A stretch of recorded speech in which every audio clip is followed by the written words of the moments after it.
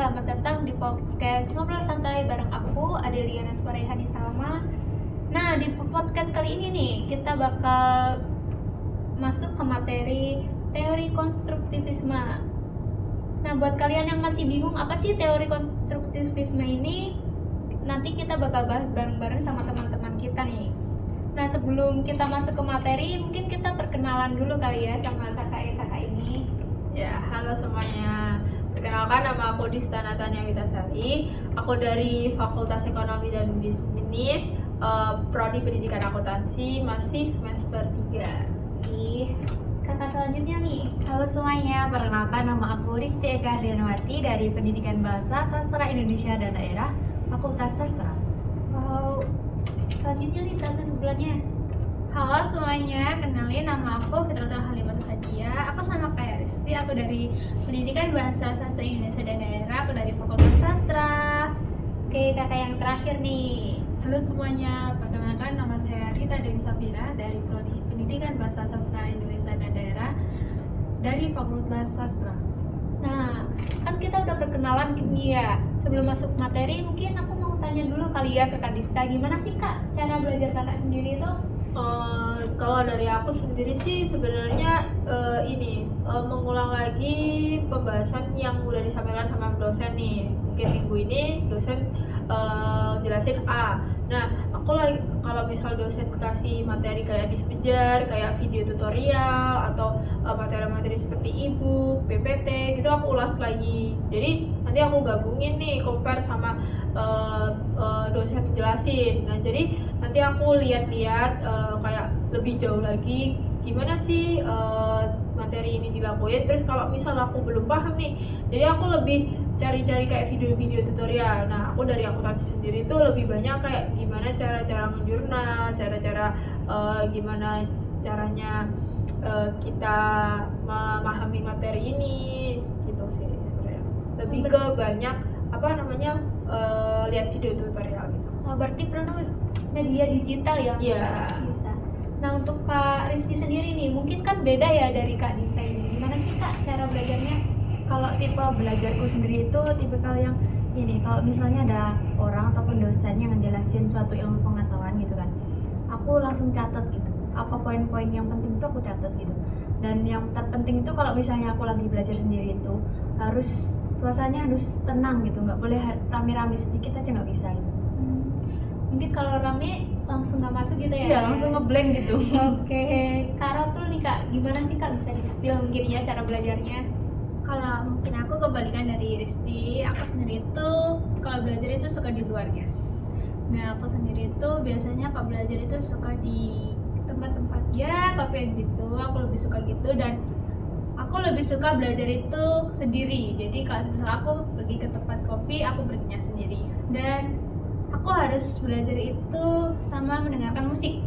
Mungkin kalau teman-temanku ini semua kan butuh ketenangan ya, kalau aku enggak, aku malah lebih memilih untuk memutar musik karena menurutku belajar sambil mendengarin musik itu enak juga, guys. Jadi tips dari aku belajarnya itu harus pakai musik sih.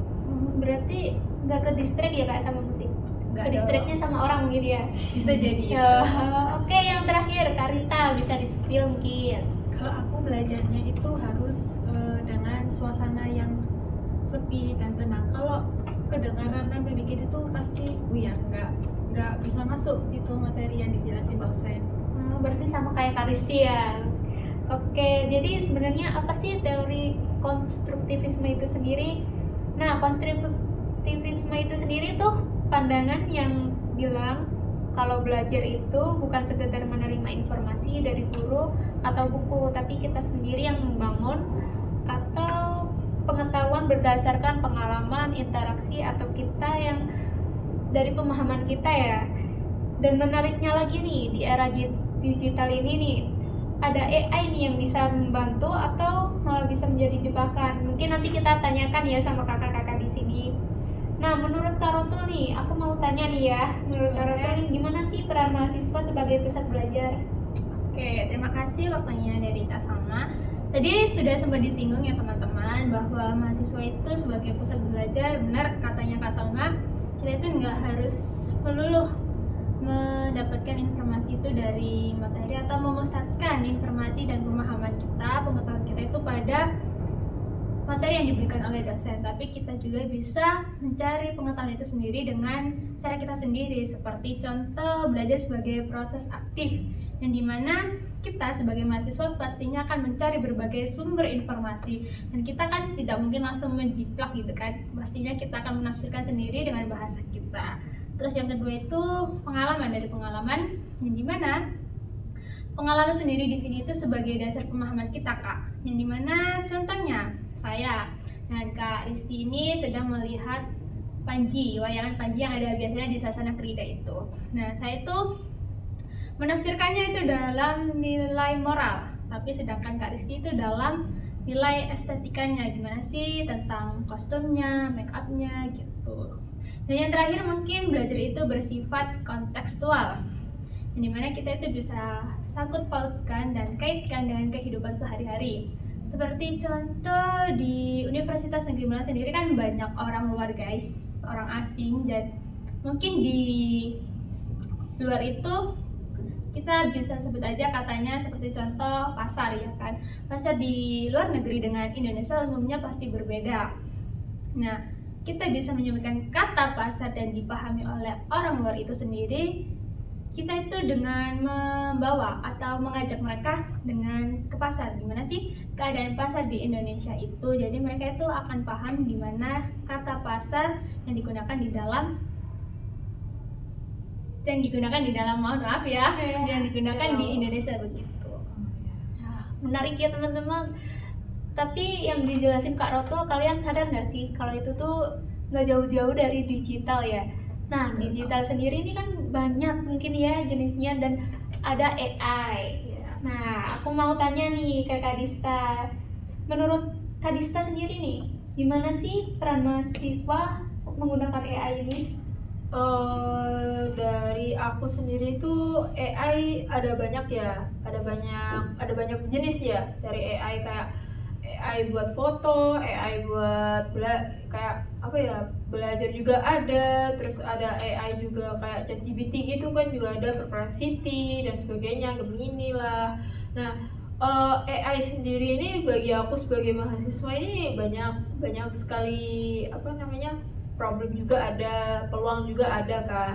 Nah, kalau dari aku sendiri tuh AI ini sangat membantu ya sebenarnya. Kayak memudahin aku buat gimana caranya aku cari materi ini sendiri, yang tadi aku bilang kalau aku carinya lebih mengulas lagi tentang materi yang aku cari sendiri itu dari AI, ChatGPT lah salah satu contohnya. Terus rangkuman juga aku juga kayak misal aku dikasih ebook terus aku langsung templatein di ChatGPT buat ngerangkum gitulah contohnya.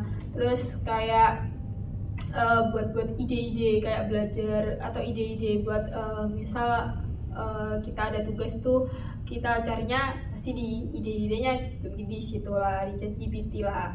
Nah, terus yang kedua aku ini lebih bisa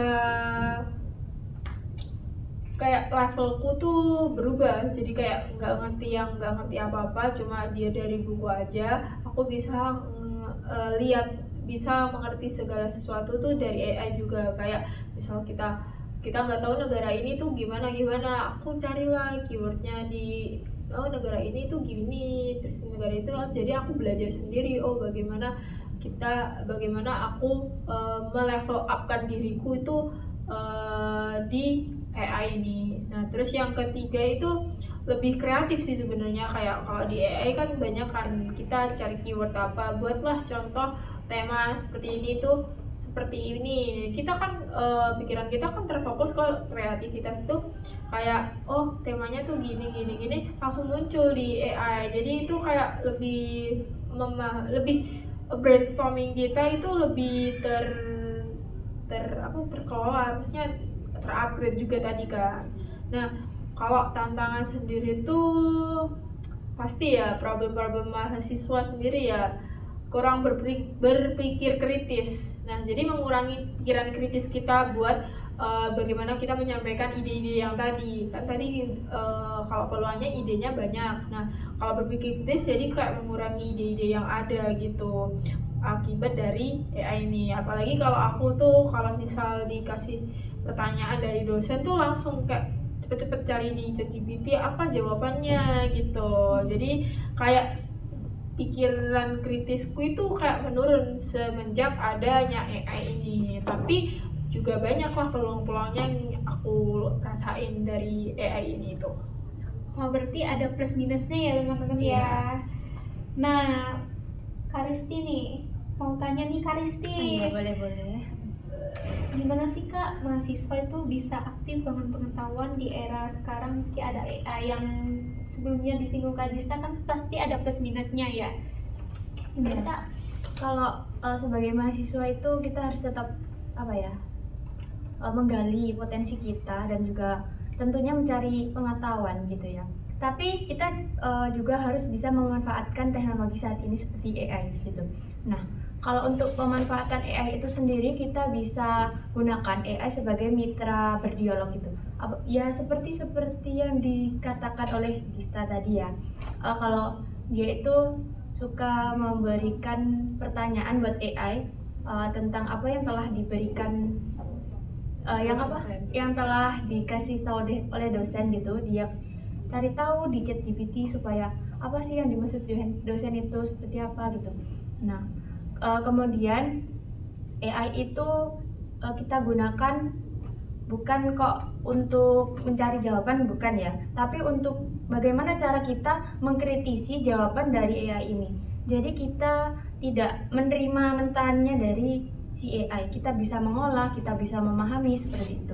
Nah, kemudian yang paling penting itu kita bisa menyadari apakah aku itu bisa memahami konsep yang diberikan AI.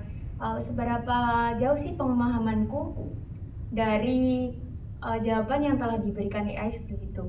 Dan yang terakhir itu ini diskusi kolaboratif. Apabila kita udah menemukan jawaban dari AI ini ya, kita bisa menanyakan langsung kepada orang-orang yang memang sudah ahli di bidang itu, seperti dosen ya pastinya. Itu kayak apakah benar jawaban ini itu sudah sesuai dengan ilmu pengetahuan, apakah sudah logis seperti itu. Jadi tetap harus ada konfirmasi dari orang-orang yang sudah benar-benar paham gitu. Itu yang terpenting. Keren ya teman-teman, berarti penggunaan AI ini juga harus ada etika-etikanya ya Kak ya. Iya betul. Mungkin Karita bisa dijelasin nih ya lebih dalam gimana sih etika mahasiswa ini dalam menggunakan AI, karena kan tadi udah disinggung dari Kak Risti kan, tapi gimana sih Kak? Baik, etika mahasiswa dalam menggunakan AI ini tadi juga sudah diungkapkan oleh Kak Dista. Yang pertama itu ada, AI itu bukan pengganti otak kita sebagai mahasiswa ya, tapi sebagai pendukung belajar kita. Nah, kita dapat memahami bahwa AI seperti ChatGPT atau teknologi pembelajaran lainnya itu hanya alat yang mengganti bukan alat pengganti dalam kita belajar atau berpikir, tapi sebagai pendamping kita untuk mencari informasi yang belum kita pahami. Yang kedua itu jangan melakukan kecurangan, seperti kayak kita itu sedang mendapatkan tugas nih. Nah, kita tuh langsung mencari di ChatGPT untuk mendapatkan jawaban itu, mendapatkan jawaban langsung gitu. Itu sebenarnya kan tidak boleh. Kita sebagai mahasiswa harus tetap mencari dan berpikir di mana tugas itu diselesaikan dengan diri kita, bukan dari AI. Dan yang terakhir itu soal privasi. Kan kita kalau ke ChatGPT atau teknologi lainnya itu kan perlu masukkan data nih. Nah, kadang kan kita nggak tahu nih data kita itu bisa diakses atau bahkan bisa disalahgunakan. Nah, kita sebagai mahasiswa lebih berhati-hati dalam memasukkan data pribadi kita seperti nomor telepon, alamat rumah, atau data pribadi lainnya. Gitu sih kalau dari aku. Berarti cukup bahaya ya penggunaan AI ini. Nah, mungkin dari teman-teman kita ini, untuk teman-teman yang lihat kita nih ya, ada nggak sih tips penggunaan AI? Karena kan AI sendiri juga bahaya kan ya. Mungkin Kak Dista dulu atau Kak siapa dulu nih untuk tipsnya? Boleh dari aku dulu nggak Iya, sih? Boleh boleh. dong. Mungkin kalau dari aku tadi sudah disinggung juga oleh Karita, yaitu gunakan AI itu sebagai pemicu guys. Kayak kita itu boleh menggunakan AI, tapi kayak tahu bagian-bagian nggak sih, kayak misal tolong kasih poin-poin tentang materi ini. Nah itu bisa guys, pasti kan ChatGPT ini bakal kasih kalian poin-poin. Nah kita itu bisa kembangkan sendiri poin-poin tersebut. Terus yang kedua itu refleksi jawaban dari AI. Kan tidak, AI itu robot guys ya, bukan manusia. Itu buatan manusia juga sih tapi kan tidak semua jawaban dari ChatGPT, Gemini dan sebagainya itu benar. Jadi kita itu harus refleksi lagi gimana sih jawaban itu benar apa enggak. Gitu sih dari aku Kak. Mungkin ada tips lain Oh, dari Tambahan ya. Iya, tambahan ya biar yang lihat Oh nih ya. tercerahkan. Kalau dari aku sendiri tuh tadi udah disinggung sama Karisti ya, yang lebih kolaboratif. Nah, salah satu contohnya sih aku lebih kolaboratif atau berdiskusi, berdialog sama teman-teman aku, kayak gimana cara nyelesainnya, gini-gini, gimana. Apalagi kalau ada kan salah satu kayak teman yang lebih paham materinya gitu. Jadi aku tanya-tanya ke temanku itu, atau langsung tanyalah ke dosen gimana caranya nyelesain gini, lebih ke diskusi secara kolaboratif aja. Terus yang kedua, aku kan udah nyinggung yang awal tadi tuh, buat catatan. Nah, catatan kita sendiri tuh berguna buat diri kita sendiri pastinya. Jadi kalau misal ada materi, atau ada kayak referensi sendiri itu jangan diambil mentah-mentah. Kalau misal dari ChatGPT atau dari manalah itu jangan dibentang sendiri. Jadi kita buat mind mapnya sendiri, gimana cara kita mencatat, terus gimana cara kita membangun pengetahuan kita lebih lanjut gitu. Iya, tipsnya keren juga ya buat Kak Dista ini. Mungkin ada lagi yang mau tambahin tips? Oh iya, kalau tips dari aku sendiri nih, kalau kita sudah paham materi yang sudah kita pelajari gitu ya, kita kayaknya perlu deh minta tolong AI untuk membuatkan soal-soal yang rumit atau sulit gitu, untuk mengukur seberapa paham sih kita sama materi tersebut. Nah, apabila kita sudah menjawab pertanyaan tersebut, nah kita harus meminta ini jawabannya yang benar itu apa, konfirmasilah itu. Nah, yang kedua itu, meskipun AI itu tidak terbatas ya, tapi kita tentunya harus bisa membatasi diri agar tidak ketergantungan. Jangan dikit-dikit AI. Itu kita juga mengontrol diri lah. Gitu sih. Kayak kebanyakan mahasiswa sekarang gitu ya, banyak AI. Terus ada lagi mungkin tips dari Kak Rita? Kalau dari aku sih yang sudah disinggung teman-teman ya, lebih kritis terhadap jawaban AI ya. Karena kan jawaban AI itu belum tentu benar. Kita sebagai mahasiswa itu tetap harus melihat kembali, memastikan kembali kalau bahwa apa yang sudah diberikan oleh AI itu benar apa salah sih. Kita tuh perlu mengecek kembali, kayak kita harus perlu melihat buku, jurnal, atau media pembelajaran lainnya untuk memastikan bahwa jawaban itu benar. Dan yang selanjutnya itu yang sudah saya bahas tadi, yaitu jaga etika, yaitu jangan langsung menyalin jawaban dari AI. Kita harus tetap mengambil jawaban dari pikiran kita sendiri, jangan langsung dari AI-nya langsung. Gitu kalau dari aku. Banyak ya berarti tips-tips ini untuk penggunaan AI ini. Kalau dari aku sendiri sih mungkin banyakin bangun literasi digital guys, pelajari cara kerja AI atau privasi data dan batasan sistemnya supaya kalian itu maaf ya guys, belibet dosnya nih supaya kalian itu nggak asal pakai gitu ya guys ya. Sama mungkin gunakan AI untuk kreativitas, misalnya kayak brainstorming seperti yang Kadista bilang tadi ya, sama simulasi debat mungkin ya kita bisa gunakan AI itu, karena itu berguna guys di zaman sekarang ya. Atau mencari perspektif yang berbeda dari pandangan kita atau pandangan AI itu. Nah,